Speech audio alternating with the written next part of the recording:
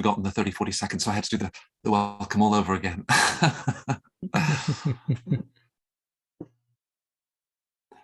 Well, this balance at the festival of the voices of admissions and the voices of careers, and some real positive messages both for the intake and for the outcomes. And I'm sure with the wonderful schools and the guests that we have for this career services panel, it will be no different. I'm delighted to welcome Abigail, Assistant Dean of Career Development at the Yale School of Management. Lovely to have you back again, Abigail. And joining her from Raleigh, from Durham, North Carolina, we've got Ed Bernier, who's the Assistant Dean for the Daytime MBA Career Service. See you, Ed. And Courtney Giese, who is the Career and Employment Development Manager at Case Western. So all three of you, thank you for being with us. We sort of said, well, you know, the summer's done, that class of 2021, and now we're thinking about next year already. But Abigail, let's just sort of look at the summer and that graduating class and some of the outcomes. You said before we went live, you know, it wasn't easy, but there are some great results that you've observed. Absolutely. So our data is not final yet, so I can't give any details on that. But I can say the graduating class did amazingly well. And what I was commenting on before is they across industries, across geographies, really whether you look at salaries or actual just percentage employed, they're very strong. What's missing in those numbers is how much work that took for the students, and really that it was a very different experience for them. And they were in many ways pioneers doing this for the first time in this very different world. And so I think that it's important to look at not just where they landed, but also what got them there. And I think that also probably led to some of them making different choices than they may have a few years ago. Right. And I'd sort of said to you, they haven't been able to take anything for granted.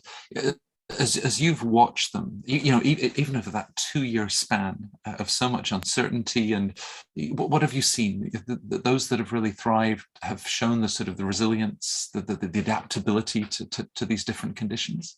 Definitely the ones who sort of just roll with the punches and oh, no different. We're just going to do this, and okay, so I'm doing it remotely instead of in person. Or looked at the glass half full people. Oh, I don't have to travel so much. I don't have to go to all these interviews. I can do them all from New Haven, and I can have more of them and really explore more. I do think that that paid off for people who really took advantage of all the advantages of the way we all were operating last year, and the fact that the whole world was operating that way last year. I can't judge anyone who didn't, though. It's a very hard thing to do, and they were completely caught off guard. And so I think that there's a lot of people who reacted differently, and everybody had different situations. We had a lot of students who either got sick themselves or who had family members, and on top of their schoolwork, on top of their job search, and none of that plays into the job search explicitly, but it's all really behind the scenes and having a huge impact on how much energy they can put to it and how they are. And so I think the ones who thrived, there is part luck, whatever their life circumstances, and there is also part the flexibility and the acceptance, like, okay, this is where we are. How do we make the most of it? I think that the hardest thing for students, the students who stayed longer in the disappointment of it not being the way they expected it to be, and then having to play catch up. And I can't hold that against anybody for having that reaction. It's human nature. But I do think that made it more challenging for students who reacted that way. Right. So here we are, Ed, with that incoming class, and the fact that you're already starting to think about internships and next year, which implies, of course, that with the class of 2021, you were sitting down with them before they even came to Fuqua, and they had these career goals, they had these expectations, and then boom, the world was turned upside down. So as you look at that sort of arc of the last 2 years, what have you seen in terms of those changing expectations, but also perhaps how that's seen new recruiters, new industries that are coming to the school and looking for your talent? Yeah, great question. Thanks, Matt. And going off of something that Abigail said before, when now, first of all, a lot has happened in the last 18 months on top of pandemics, right? But when this all went down, I think there's a lot of an expectation that jobs were going to go away, opportunities were going to go away, everything was going to get harder. And as career services professionals, right or wrong, we start thinking about, well, these are the reasons why we didn't do well this year, right? We can get that going in the back of our heads. And then something interesting happened. Opportunities were still there. Opportunities came up that we were not seeing before. And I found that my narrative, and I'm an optimist by nature, but I found that my narrative for students was less about, these are the 4 reasons why you're not going to do well this year and get around these obstacles. But students, there are opportunities there. They're there for the taking. You have an ability to compete in some races that maybe you didn't have access to before. And so, like Abigail said, some people embraced that and ran with that. And some people, it took them a little bit longer to adjust to how this new, mode of operations was going to work out. So like as the class that just graduated, they saw both, right? They had this in-person experience of what these, employers that are flying to campus all the time, as well as what the virtual one looked like. And they also had something that we didn't mention before, which is how am I going to mentor the first years that have a very different experience than I had? So, we didn't expect there to be a lot of opportunity. There was more than we expected. The bad news didn't really come on the job front. So, I guess we're kind of happy about that. But I would say a lot of the things that we've done to prepare our students to make sure they're successful in any environment really paid off in a year like this. And that's what I fall back to. So when students ask me, what are you going to do if something bad happens? My answer is always kind of the things that we've been doing with you all the time to make sure you're successful in a good environment, a bad environment, the year after you graduate, 5 years down the road. Right. From that perspective, when we look back at perhaps other economic downturns, Courtney, where recruiters were hesitant, Ed described, there was ongoing engagement, real determination, and obviously the results that have come from that. Is that something that you observed? And also perhaps, given that things were virtual, how candidates were then able to look for national?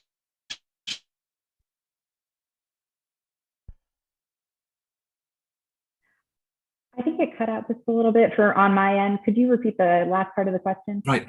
So Yeah, both the sort of determination of recruiters to continue to engage even through that uncertainty, and then given the virtual environment that we'd adopted, how that sort of opened up opportunities, perhaps nationally or even internationally. Yeah. I think that, our university being in Cleveland, Ohio, we have a lot of really great relationships with companies in this area that have headquarters here. And so those relationships have always been strong, and we have a lot of great alumni that work at national companies and relationships with these national companies. But during the virtual world we were all living in, we had a lot of opportunities to bring companies onto campus virtually to students that it might have been harder in a normal situation. For example, we have, a number of alumni who work at Amazon. So we were able to do an Amazon panel for our MBA students where they were able to get that one-on-one time networking with them, which would have been a little bit harder logistically in, a normal situation. So I think there were some benefits to being in, the virtual world as far as being able to connect with more employers with, a little bit more ease of without those logistical challenges. So I do think that, in those cases, we still had a lot of, we had a lot of opportunities that, in-person internships that were turned virtual, but that gave some students the opportunity to intern places they might not normally have been open to geographically. So I do think that, employers and students kind of made the best of it in that situation.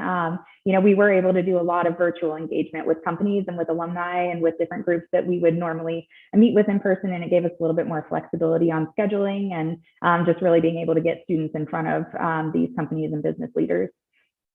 Right. Predictions are always precarious, and if we'd made any 2 years ago, what would have happened to them? But at Yale, for example, Abigail, healthcare, one of the many verticals at the school, with real expertise and excellence, and I guess conference, we've had the demonstration of the important role of healthcare.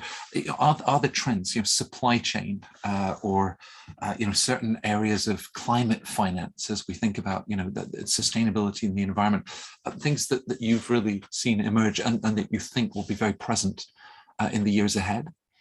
I mean, those are all things that have been consistently growing at Yale. They're two of our largest joint degrees are with public health and with the Yale School of the Environment, which is rare that we have a joint degree with the Yale School of the Environment with a business school. And so we always have a lot of students, and that's definitely just continues to grow and continues to grow beyond just the dual degrees. It's really something, sustainability and different energy opportunities have been interesting to students and continue to be more interesting. I think one of the things this past year that really came to light was that, building on what Courtney was saying, that everything being virtual made students much more flexible about where they wanted to do an internship. And especially because a lot of those organizations are spread out all over the world and may or may not be places that people want to be permanently, and even within the US. And it could be places that they really do want to work. And so having that virtual option really expanded not just who they got to talk to, even if they did want to then move there. I think there were a lot of students who did go to where their internship was for the summer, and they were much more open to exploring opportunities because they first were getting to know the company virtually and interacting, and the company was having a lot more people interact with them because it wasn't just sending one or two people, and it wasn't just a phone call. It was, everything that they were doing was virtual across the world. I think that even playing field also opened up students' eyes because it wasn't, oh, I'm going to be the only one who's doing something remotely, or I'm, or interacting with them remotely or trying to network remotely. Everybody was. And so I think that kind of made it an even playing field in a way that opened up, especially for sustainability and energy related roles and healthcare, because many of those are obviously all over as well. And so I think that there was a lot of opportunity. For summer internships also, I think our students, certainly the class of 21 last summer, did a lot of internships related to that intersection between healthcare and business. And there were so many opportunities and things that they probably wouldn't have even thought of before, but because of the pandemic, it was so timely and so pressing, and they were so excited to really leverage that. And so I think there's certainly that becomes a springboard. Right. I suppose one career opportunity that we are fairly confident of, Ed, is that in the summer next year, a Fuqua MBA comes to the end of his 10-year tenure as the CEO of Apple. and whether or not another Duke graduate will be replacing Tim Cook's shoes. But tech, of course, continues to have a big appetite. Are you seeing any shifts, or even as we look at e-commerce and its continued development, spaces around fintech? What are the sort of emerging opportunities that you think are going to continue to grow in the years ahead? Yeah, I mean, there's a few of them, and we've loved Tim Cook's run. Hopefully, number 2, Jeff Williams, also a Fuqua grad, will slide right in, or Eddie Q, number 3. So we got a lot of Duke going on at Apple. So one thing that I've noticed this past year with regards to emerging industries is I would say there was some conservative hiring maybe 12 months ago on the client services side. So I'm talking about consulting and perhaps in some of the banking world. So some of that conservative hiring has led into needs for a whole bunch of people. So all that means is you have a lot of the consultancies, a lot of the banks saying, give me a lot of MBAs. So when you match that demand for a whole bunch of MBAs next to a lot of emerging industries, it can start playing some weird games. And literally that game may sound like, hey, I think I want to give fintech a shot. I don't really know much about it, but I want to give this a whirl.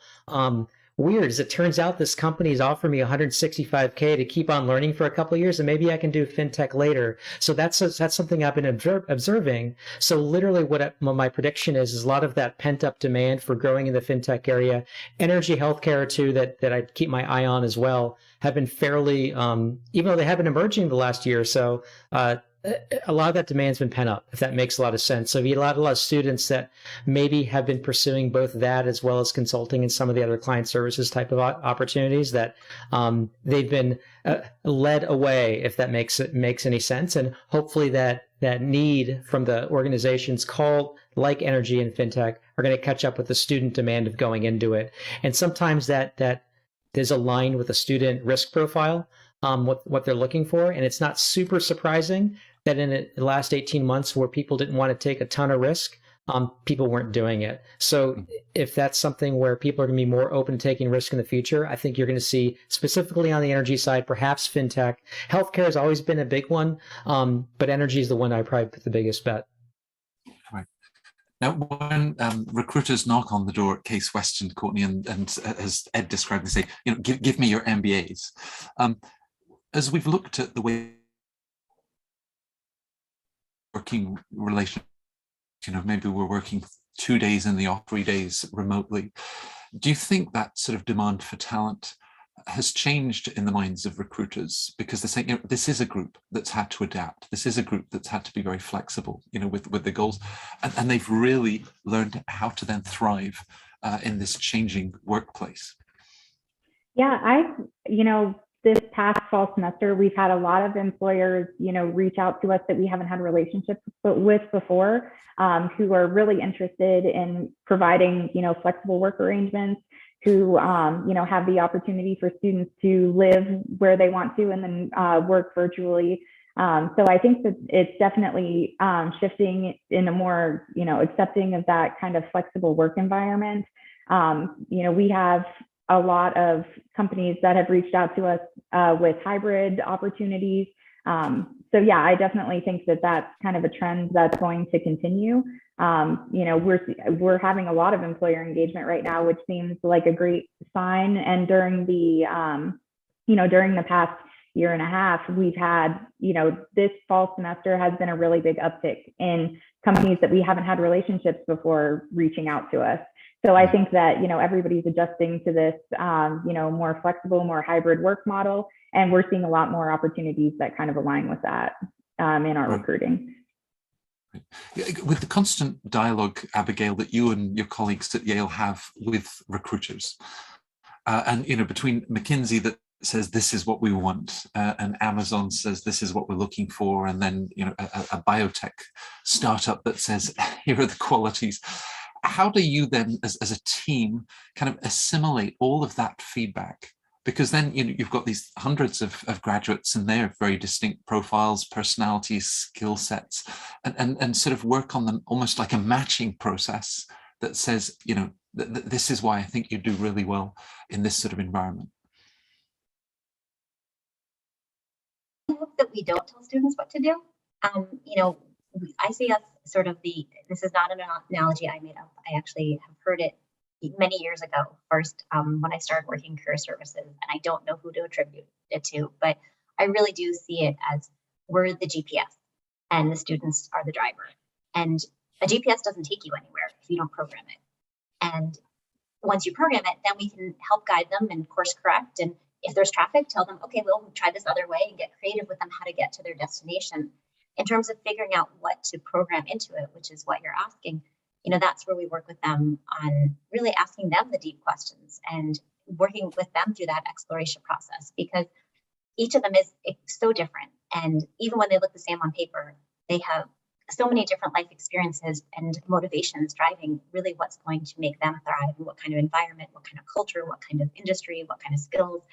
And there's no way that we could, I think, optimally say this is what is best for you.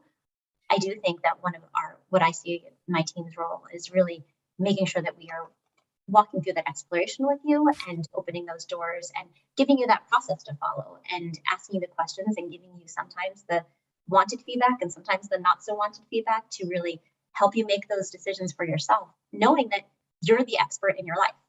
Each of our students is really the ultimate expert and often knows way more than they realize they know about really where they will thrive and what will make them successful.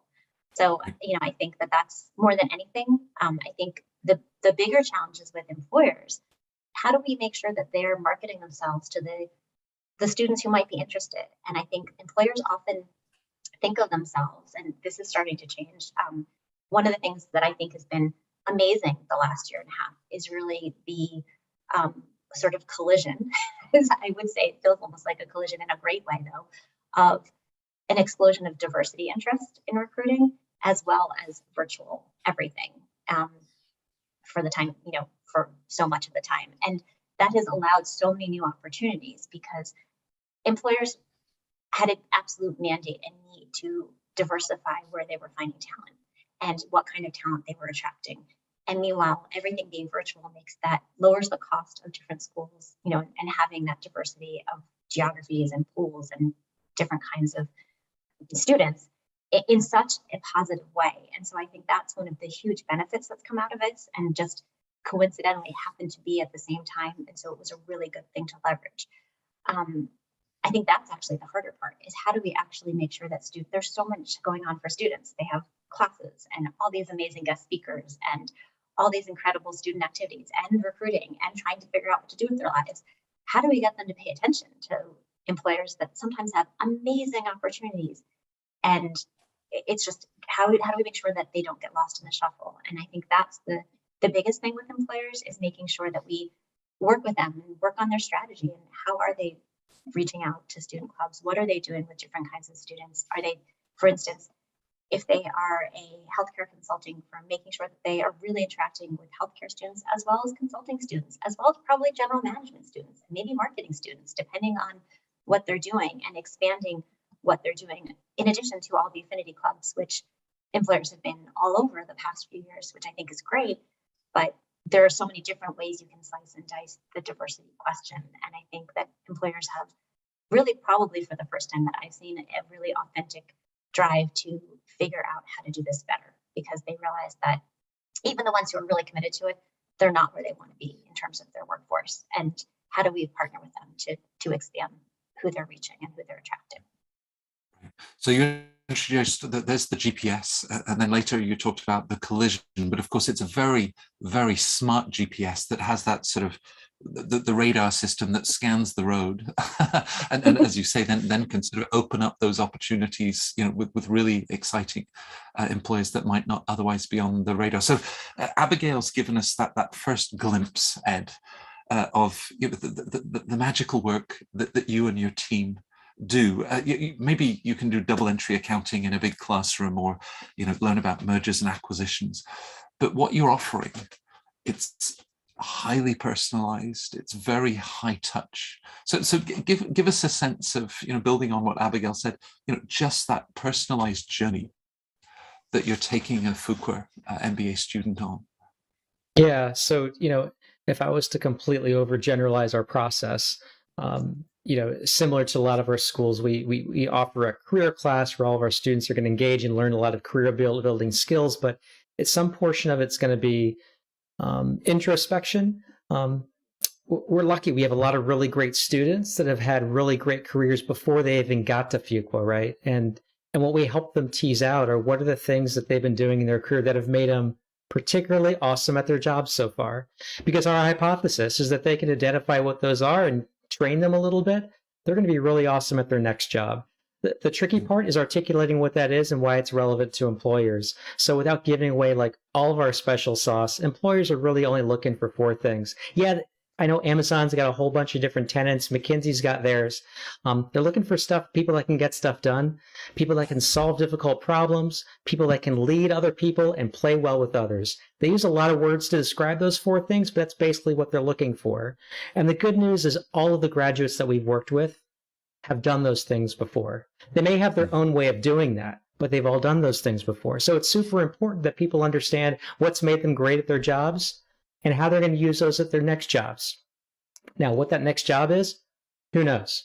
We're lucky. We've got this buffet of amazing employers that want to hire our students so they can choose, right? But at the same time, I'm not going to put so much pressure on the student such that what they're choosing next is going to be the same thing for the rest of their life. I know that their lives will change. Their priorities will change. What they like and don't like will change. Life circumstances will change. So what we're trying to help them understand is what makes them great now.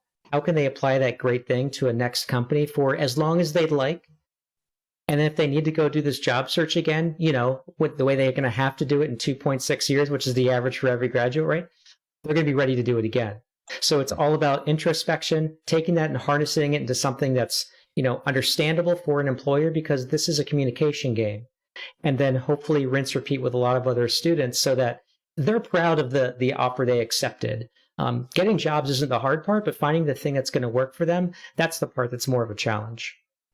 Right, right. Courtney, you have the word development in your job title. And what Ed and Abigail have then spoken of, that personal and professional development.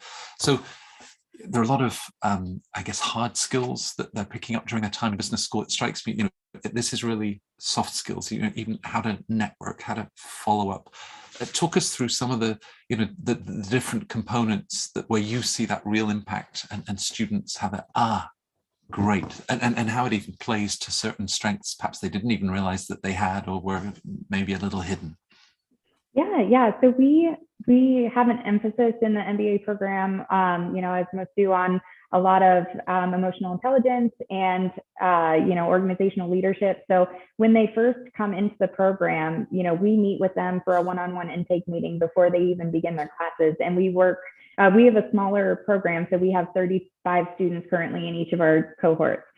So we're able to really get to know them one-on-one and, know their past educational experience and professional experience, as well as kind of their goals for the MBA program and post-MBA.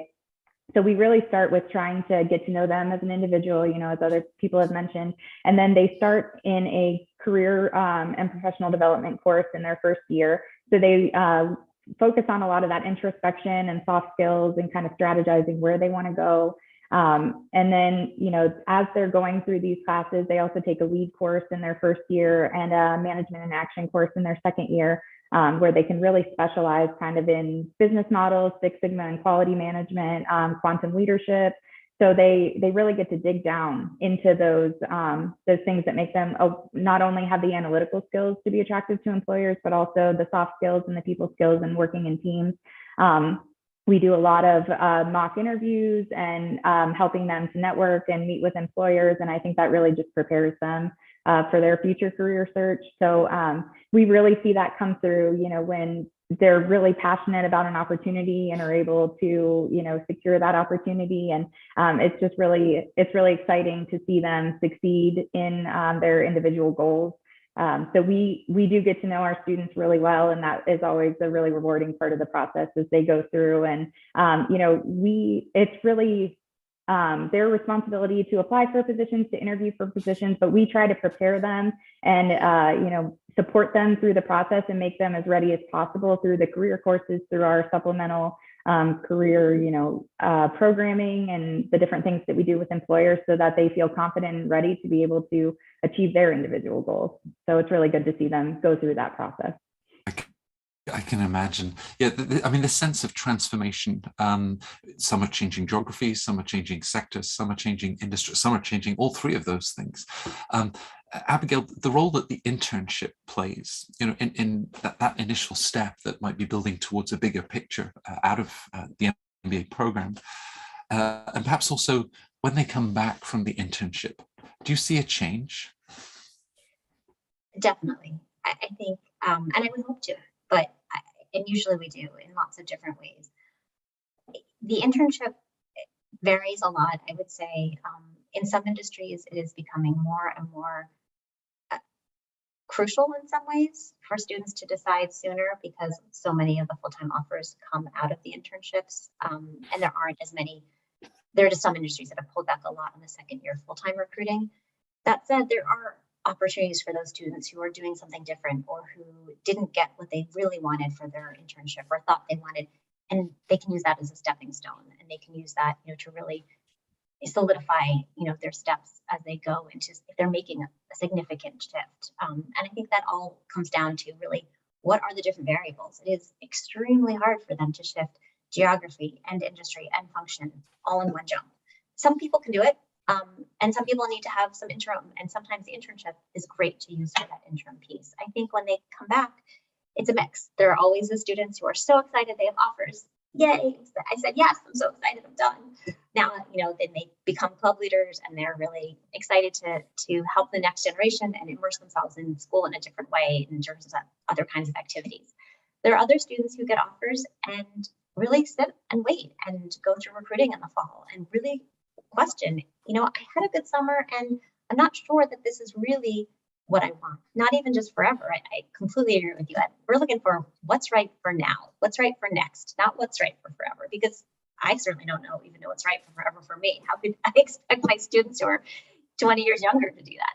So, I think that there's, it's important to support them, and we do that, and we make sure that we're reaching out and giving them the space to be okay with that. I think that some of the hardest conversations I've had over the years are with students who, they're not with the students who had a summer experience and didn't get the offer.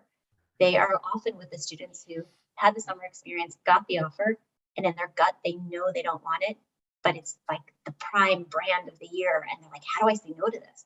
Right. And those are the ones that I sort of feel are as important as everybody. They're all equally important, but those are the ones that I think are especially important to be heard and to know that that's okay and that's valid. And it's important for them to really listen to that. Yeah. I mean, it's a good problem to have, but sometimes, sort of almost paralyzed by choice. Perhaps we spoke earlier about a trinity of alum working at Apple right now. The alumni, in a bigger sense, Ed, and even perhaps how they will, then mentor and talk through some of the career options that Abigail was describing.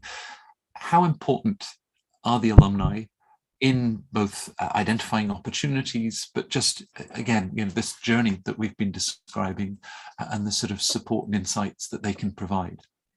Super important from the perspective of maybe first handshake into a new organization to learn more about them from an insider's point of view versus what you can read on a website. Super important from the perspective of some of these alumni are, 2, 3, 5 years out. So some of them are looking to make their next moves as well. So there's a lot of different depth of knowledge you can get from the alumni, both how to get in and how you should be thinking about your career once you're there. Working with alumni is a ton of fun. I mean, we work with them as students, right? So it's good to see them back. But it's also, to your question to Abigail on how students have grown between their first and second year after the internship, it's super fun for us to continue to watch that as they grow out after graduation. And so for us to be able to work with that alum and as well work with those alumni to help our current students, that's a pretty amazing circle to watch. But how important are they in the process? I would say very important. I would say from a content perspective, they're very important. And from a comfort perspective, they're extremely important. I coach a lot of our students to talk to everybody, not just Duke and Fuqua alumni. But if someone has some trepidation or is not necessarily comfortable with this whole networking thing, that thing that nobody likes, then feel free to talk to alumni first. That's a warm conversation. They know exactly what you've been through. They care about you. They also care about their employer, but they care about you, which makes this process not easy, but easier if you're a student. Right. I mean, that wonderful sort of loyalty and caring, but at the same time, very busy individuals. And perhaps whether it's Apple, Amazon, or Alphabet, they might get many people reaching out through LinkedIn or through different networks. So do you have advice in terms of that first step and how to really make it personal so it doesn't feel like it's just another sort of wider email? Yeah, I mean, so I'm a bit cynical on this one because in that if you have an alum that's working for an amazingly fun company, that alum should expect to, receive 5,000 emails from 5,000 gunner MBA students that all want to sound very different from each other. But I'm all about asking honest questions. I'm reaching out to you. I want to learn about this. This is where I'm coming from. This is what I think I want to do next. Can you give me 5 minutes of your awesome time? Who knows what's going to happen next? Maybe you're going to be the first one to jump on that. Maybe they'll reply. Maybe they won't.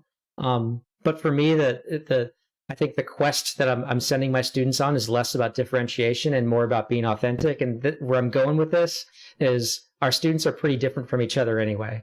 So you're not going to find two Duke students next to each other. They're exact the same person. So by definition, they will be differentiated. And that's easier to talk about versus trying to speculate on what this alum that you've never even met before may or may not want to hear. At the end of the day, you're right. They're busy. They may or may not get back to you, but it's pretty common for Duke alumni to say things like, if you're a Duke student, I'm going to give you 15 minutes of my time just because. What happens after minute 16 is up to you, right? But I'm going to give you the first 15 minutes just because. Right. Yeah. And authenticity has never let anybody down. Ed was talking, Courtney, about the alums that themselves might be looking at a career switch 2, 3, 5 years out of the program, and presumably lots of focus on the internship and then that first position coming out of the MBA. But you are setting them up to manage the rest of their career. I mean, do they sometimes come back and say, there was something that you shared, I didn't know how I was going to use that at first, and then it made sense 3 years later, and this is how I've used it in the next step of my career? You're thinking about the long term and that continued welfare and development. Yeah, I think that we have, a number of really good engaged alumni that love to come back for events and love to come and talk with students. And we often hear about, specific classes that they took or professors they loved or opportunities that they had while at the school. And we love hearing those. It's great to kind of hear how they've used the skills that they gained in the program to continue their career. We really do try to stay in touch with everyone that we work with because, it's great to keep in touch and see what's going on in their lives. And, we're very lucky to have a number of engaged alumni that continue to come back and continue to stay in touch with us and also are willing to work with current students and help them with internship opportunities and come back for networking events. And, the opportunity to just stay in touch and provide, advice and career advice to the next generation. We also have, alums who will come back and, ask for help from our career management office, with their job transitions. But the vast majority are really interested in staying engaged with the current students and being able to help wherever possible. I've got an internship opportunity and I'd love to meet with the students who are currently in, the first year of the program. So we have a lot of really great engaged alums who interact with us frequently, and we really enjoy it and to see their progress as they go throughout their career.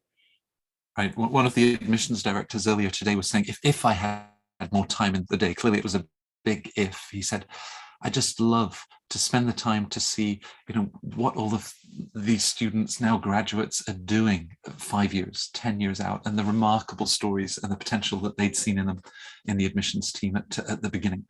So, Abigail, with the many offerings at Yale, sort of the masters in management, specialized masters, pre-experience, just with the dialogue that you have with recruiters, do you think that, if anything, the last 2 years has really reinforced the enduring quality of the MBA for someone that's going to business school 4 or 5 years out of undergrad, and where that places them in the careers market? I do. I think as Yale has developed different early career programs, I think the value of the MBA actually has become personally clearer to me because it's very different. The MBA itself is much broader and much more about leadership and holistic view and strategy. And yes, our students graduate and have very detailed technical skills and can get in the weeds, but they also have a much more holistic global view and global skill set because they've had work experience before and just because of the nature of what an MBA degree is.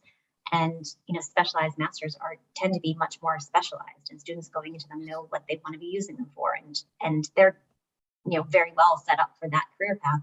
But it doesn't give them as much opportunity to explore and make different moves later in their careers. And I think one of the things that MBAs, and I think what gives an MBA as a degree staying power, and why I think it will continue to have staying power, is it is by far of what I have seen over my career, the best way for people who have been working for a few years to switch gears, to say, you know what, I went down this path, it was right at the time, but I think there's something else there for me.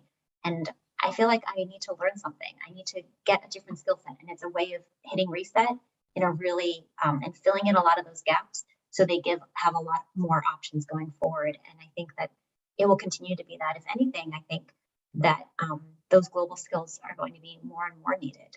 Ed was talking in terms of the alumni, but I would argue it is related to everything. That authenticity and communication skills are so key in everything. And whether it's being able to communicate on the very technical details or with this different strategy or marketing or whatever it is, it applies not just with alumni, it applies with employers, it applies with colleagues. And I think that MBAs are uniquely positioned to really embed that in across the curriculum in a way that other degrees, because other degrees' value is often that they are so focused, they don't get to that holistic level. Right. Right, and I suppose it speaks to Ed boiled down to getting stuff done, managing complexity, leading others, and playing in a team, and the MBA, the admission, your colleagues in admissions, I guess, are already able to identify that sort of potential, which then becomes such a valuable proposition to employers. So, if you were to sit down, Ed, with someone that's, well, yeah, I want to go to business school, obviously looking for the right fit, because I mean, you're all great programs. But distinct in your own ways. Perhaps from the careers perspective, what advice would you then have to that applicant about choosing the right program for them and how it fits with their career aspirations? Yeah, for sure. I'm not so naive to assume that every applicant knows exactly what they want to do. Whether they say it in their essays or not, it's a different story. But they may not know what they want to do. So from a risk management perspective, you almost need to consider schools that have a variety of expertise in different areas. And expertise could be defined by faculty and classes. It could be defined by where graduates have taken jobs, right? So if I'm trying to figure out what I want to do next or which school I should go to, one school of thought says, let's look at some schools that have success balanced, because I'm not really sure which thing on the menu I'm going to want to select anyway. That's one thing to think about. Now, that's not even going to get you very far, right? Because you're going to get down to this, list of a whole bunch of schools that all offer a lot of great opportunities and are all talking about their amazing employment report on, the Poets and Quants article, right? So so they're all going to be saying some of the same things. From there, you need to start thinking about, there's the practical part, like, are you going to get into all these places, right? Like, you may love them, they may not love you. But you also need to think about what your experience is going to be like there as a student. People talk about transformational versus transactional a lot. I'm not going to judge one way or the other if someone's looking for a transactional experience, but some places are more skewed towards transformational experiences, and some places are more skewed towards transactional. And if that's important to you, that's something that you need to consider. And this is where some of the recruiting in the past year has been a little bit more problematic, because it's hard to get that on websites and on Zoom, and easier to get that when you're in person. But that's an important thing to consider. This is a real investment. This is 2 years for some people. It's a short period of time to have the time of your life. It's a long period of time to be unhappy. So to actually experience what your classmates are going to be like, what your professors are going to be like, what your administrators are going to be like, that's a big part of the process as well. After you've whittled down some processes of, the places hire that I care about, do they make the kind of cash? Do they sit in the right geographies? I don't know. At some point, if you're going to be spending all that money for 2 years, you better, get a better idea of who your classmates are going to be. Yeah, yeah. So perhaps one final word of advice, Courtney. We've talked about the reinforcement of the value of the MBA, and of course, Ed alluded to career reports and all of the, the great details that they share. Perhaps at a more personal level, do you also just see that? The MBA contributing to a sense of personal fulfillment, personal well-being, because people are really, pursuing their passions, moving ahead in their careers. How do we, kind of capture that at a more emotive level?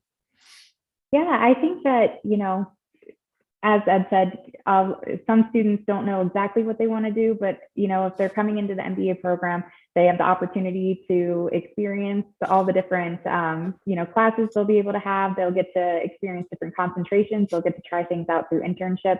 And I feel like, coming in with some past experience that helps, lend that kind of, through the emotional intelligence and leadership classes that they take as part of, the management portion of an MBA program, they really have to be introspective and learn about themselves. And so I think that really shows through when they're kind of looking for full-time opportunities and looking for, what they want to do post MBA. And so it is really rewarding and emotional to kind of see that process of them, deciding what they want to do with the next step of their career.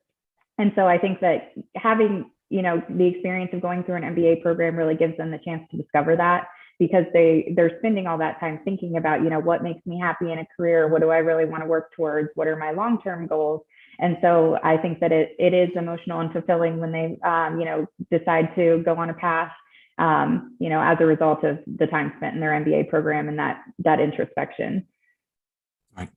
I have been listening to the three of you so intently, learning so much. I've forgotten one of my other roles, of course, is to check on some of the questions that our viewers have been submitting. A couple of them are admissions related, and obviously with the great recording that we had with Bruce's team yesterday. But there's a quick question I should finish with, Abigail, for you, someone that's interested in pursuing the MBA with the MFA, joint degree at Yale, and then think about the media and entertainment industry. So perhaps quite specific in industry. Is that an accessible industry for international students? It depends. It's extremely challenging for international students, and it really depends on your goals. It's worth a further sort of a much more detailed conversation about what your goals really are and what you mean by that, because media and entertainment is so broad. But the quick answer is it is extremely challenging. It doesn't mean it's impossible, and it is